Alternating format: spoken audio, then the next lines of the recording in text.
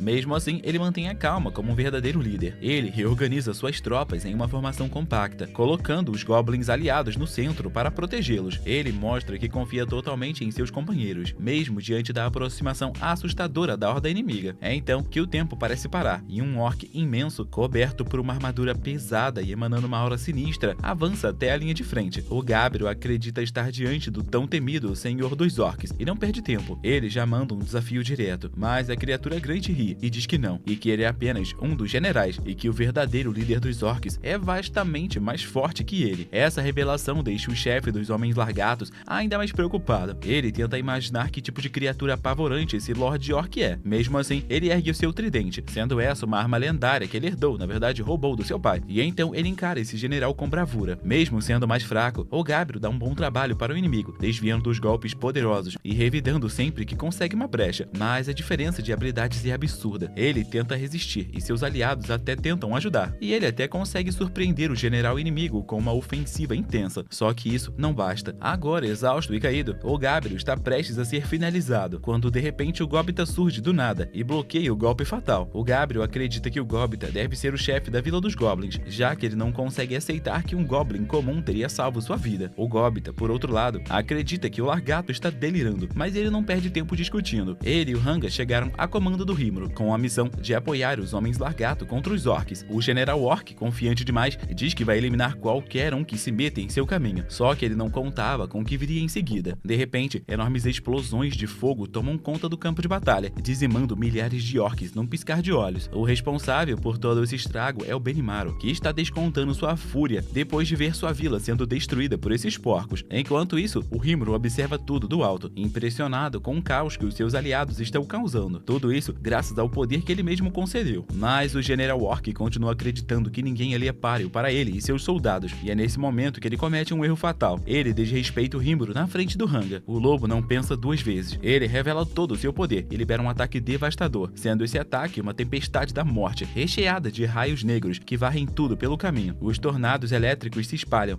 e o General Orc é destruído completamente, virando cinzas no ar. E depois disso, o Ranga evolui e ganha até mesmo um novo chifre. Ele encara o restante da tropa inimiga e diz com orgulho que aquele foi o poder que seu mestre lhe concedeu. Enquanto isso, o Benimaru continua bombardeando o campo inimigo, como se ele tivesse energia infinita. E o Hakuro avança fatiando os orcs. A Shion, com um único ataque, consegue até mesmo abrir um desfiladeiro no chão. E depois de fazer isso, ela acena para o Rimuro, esperando a sua aprovação. O Rimuro sorri satisfeito e chega à conclusão de que ele mesmo nem vai precisar lutar. E enquanto isso, o Kijin, com o poder dos fios, finaliza sua própria missão, resgatando o líder dos Largatos. E ele faz tudo de maneira tão impressionante que os Largatos só conseguem o observar e o admirar. Além disso, ele manda um aviso direto para o verdadeiro vilão, que está assistindo tudo de longe através de uma bola de cristal. Ele diz que quando os porcos forem derrotados, ele será o próximo. Mas antes do fim, o verdadeiro chefão surge, sendo ele o Senhor dos Orcs, que aparece no campo de batalha, e ele parece ser tão colossal quanto os seus generais. O Rimuro então coloca sua máscara de supressão mágica e se prepara para acabar com ele rapidamente. Mas do nada, algo vem voando em sua direção. Ele desvia pensando que era um projétil, mas não era. O que foi enviado foi uma pessoa, sendo esse o demônio Gelmund. O Gelmund parte para cima. Ele acusa o Rimuro e seus aliados de atrapalharem seus planos e impedi-los de criar um novo Lorde Demônio sob o seu controle. Durante anos, ele vagou pela floresta dando nomes a monstros, plantando em cada um deles o potencial para se tornarem seres poderosos que ele controlaria. Os ogros percebem que foi exatamente esse o motivo que motivou o Gelmund a se aproximar de todos eles e depois destruir completamente a vila deles. Mas antes que eles possam agir, o Gabriel reconhece o demônio como o cara que deu um nome a ele, e ingenuamente ele acredita que esse demônio veio o ajudar. Só que o Gelmund o chama de inútil e ordena que ele seja devorado pelo Senhor dos Orcs. O Gelmund ordena que o orc pare de perder tempo e devore a todos, mas o orc quer entender melhor essa história de se tornar um Lorde Demônio, e então o demônio revela todo o seu plano. Ele quer transformá-lo em um verdadeiro desastre natural e com isso dominar toda a floresta de Jura. E como o Lord Orc não estava avançando para devorar seus inimigos, o Gelmund decide agir. Ele lança um ataque poderoso contra o Gabriel, mas o Largato sobrevive graças ao sacrifício dos seus soldados fiéis. Com lágrima nos olhos, o Gabriel lamenta pela perda dos seus amigos, mas o Gelmund não mostra piedade e prepara um golpe ainda mais brutal, dizendo que pelo menos agora o Gabriel vai servir para alguma coisa, servindo de alimento para o Senhor dos Orcs. O Rímuro se coloca bem na frente do Gabriel e absorve o ataque com sua habilidade de predador. Depois disso, ele tira sarro do demônio mascarado, falando que aquele golpe não seria capaz de nem mesmo machucar uma mosca. O Gabriel finalmente entende que o Rímuro é o verdadeiro e generoso líder da Vila dos Goblins, e mesmo o Gabriel sendo um merda, ele ainda recebe algumas poções para tratar seus amigos que foram feridos. E agora é a hora do Rímuro encarar o Gelmund diretamente. Ele prende o demônio usando seus fios de aço e até mesmo muda sua opinião sobre o Gabriel. Agora ele sabe que o Largato burro foi enganado por esse demônio inteligente, então ele decide dar uma boa lição nesse demônio. Mas o Gelmund começa a se gabar, dizendo que ele é um demônio de alto nível, mas com apenas um soco ele perde completamente seu ar de superioridade. Ele passa a ameaçar o Rímuro, dizendo que o chefe dele vai se enfurecer com tudo isso, mas o Rímuro não se abala e pede para que ele diga logo o nome do seu chefe, para que ele possa ir até lá dar uma lição nele também. Sem respostas, o Gelmund corre até o Senhor dos Orcs para pedir por ajuda. Ele até mesmo chama pelo seu nome, Geld, e implora para que ele o salve. O Senhor dos Orcs se lembra do momento em que ele foi nomeado pelo Gelmund e começa a se aproximar lentamente. O Gelmund fica todo animado, achando que o Geld vai lutar por ele, mas isso não acontece. Ao invés de fazer isso, o Geld simplesmente mata e devora o Gelmund, usando o corpo dele para acabar com a própria fome. E isso acaba fazendo com que o plano do Gelmund dê certo, porque quando o Lord Orc o devora, ele acaba se transformando em um verdadeiro Lord Demônio. Mas esse Lord Demônio não é controlado por ninguém. Agora o Geld finalmente se transformou no verdadeiro Lord Demônio Orc, sendo ele um desastre ambulante. E o Rímuro percebe que não pode ficar somente olhando. Ele precisa derrotar o Orc antes que as coisas piorem. Só que antes que o Rímuro entre em ação, os seus amigos tomam a frente e partem para cima tentando resolver tudo de uma vez. A Xion parte para o ataque primeiro, mas isso era apenas uma distração para que o Hakuro conseguisse mirar diretamente na cabeça do Orc. Mesmo assim, isso não basta, e o Geld se protege com um líquido pegajoso e ainda usa uma regeneração absurda. As coisas não param por aí. A Shuna prende o Geld em uma teia de fios mágicos, enquanto o Benimaru lança o seu fogo infernal sobre ele. Por fim, o Ranga solta o seu poderoso raio negro, gastando toda a sua energia mágica no processo. Só que depois de tudo isso, o Geld ainda está de pé. Seu corpo até está ferido, mas ele está longe de ser derrotado. Todos ficam surpresos, mas para piorar tudo, de repente, os generais do Geld se oferecem para serem devorados, e o Geld os devora, ganhando ainda mais força e se curando das queimaduras. No entanto, ele ainda está com fome, então ele usa um ataque herdado do Gelmund para tentar aniquilar todo mundo ao redor. Só que o Rímuro neutraliza esse ataque com sua habilidade de predador mais uma vez, e depois disso ele avisa todos que chegou o momento dele lidar com essa criatura. Mesmo dizendo isso, ele não vai lutar sozinho. Ele pede para o Grande Sábio o ajudar a derrotar o Geld. A voz então oferece um modo automático de combate, e ele aceita. Assim, o Grande Sábio luta de maneira incrível, sendo 1000 vezes melhor que o próprio Rímuro. Os ataques do Lord Orc agora não parecem mais um perigo, pois o Grande Sábio desvia de todos eles com facilidade e ainda contra-ataca com suas chamas negras, impedindo que o Geld se regenere. O Lord Orc sente o golpe, e dessa vez, para se curar, ele arranca seu próprio braço e o devora. Logo em seguida, o Lord Orc muda de tática, indo para cima com tudo. Ele tenta atacar o Rímuro de todos os ângulos, mas todos os seus ataques são devorados pelo Grande Sábio. E em um momento da batalha, o Rímuro se deixa capturar de propósito, somente para ativar o círculo mágico de habilidades herdado pelo Ifrit. O golpe atinge o Geld, mas ele logo ganha resistência a fogo, e é nesse momento que o Rímuro assume novamente a batalha, e ele até brinca com o Grande Sábio, pedindo para ela não ficar chateada com isso. Ele então encara o Geld e diz que ele teria tido sorte se tivesse morrido queimado, porque agora ele vai experimentar algo muito pior. O Rímuro diz que agora vai lutar a sério, e o Geld ri, dizendo que não há nada que o Rímuro possa fazer, e que em breve ele também será devorado. Mas o Rímuro diz que assistiu Blue Lock e leu todo o mangá, então ele é muito mais habilidoso em devorar seus inimigos. Dito isso, ele revela sua forma real, a forma de um slime, e cobre o corpo do Geld, dizendo que ele também sente uma fome insaciável. E assim, uma batalha de resistência começa, o predador do Rímuro devorando o corpo do Geld contra as habilidades de regeneração do seu inimigo. Enquanto a luta continua, o Rímuro entra nas memórias do Geld e vê tudo o que ele passou. Antes de ter o nome, o Geld era o líder de uma tribo orc. Na época, uma seca severa atingiu o território deles, e ele chegou a cortar as partes do próprio corpo para alimentar as crianças, já que ele possuía a habilidade de se regenerar depois. Mesmo quando seu filho mais velho implorava para ele parar, o Geld apenas dizia que ele podia se curar, e que as crianças recém-nascidas não podiam morrer de fome. Foi então que ele partiu em direção à grande floresta de Jura, Jura, em busca de alimento para o povo, mas no meio do caminho ele desmaiou de fome. E foi nesse momento que o Gelmund apareceu, oferecendo um nome e comida. E apesar de saber que podia estar sendo usado, ele aceitou a oferta e recebeu o nome Geld. Agora, durante a batalha final, ele diz ao Rimuru que não pode perder, mas o Rimuru já está vencendo e diz ao Geld que ele perdeu. O Geld insiste, dizendo que se ele morrer, o seu povo vai ter que carregar todos os pecados dele, e ele quer tomar tudo para si, só para que os outros não sofram mais tarde. Em resposta, o Rimuru diz que vai devorar tudo, até mesmo os pecados dele, e de sua raça também. E no fim, o Rimuru devora o Geld por completo, e antes de desaparecer, o Geld tem uma última visão, enxergando uma terra cheia de comida, com o som de risadas infantis ecoando ao fundo. Ele se ajoelha, chora e agradece, pois finalmente ele sente que está em paz. Logo depois, o grande sábio avisa que todos os sinais vitais do Geld sumiram, e o Rimuru desfaz sua forma de slime e volta à sua aparência humana. Assim como ele, os orcs também voltam ao normal, e suas formas alteradas desaparecem. A invasão chega ao fim, e todos começam a comemorar a vitória do Rimuru, e até mesmo os orcs ficam aliviados, vendo que o seu rei foi libertado da maldição. Com a missão cumprida, o Rimuru diz aos ogros que eles estão livres para seguirem seus próprios caminhos, mas eles já criaram laços com seu mestre, e dizem que vão segui-lo até o fim. E é assim que a primeira temporada do anime Tensei Shitara Slime termina, e eu só vou fazer continuação se esse vídeo atingir 1 milhão de likes, uma promessa impossível só na maldade.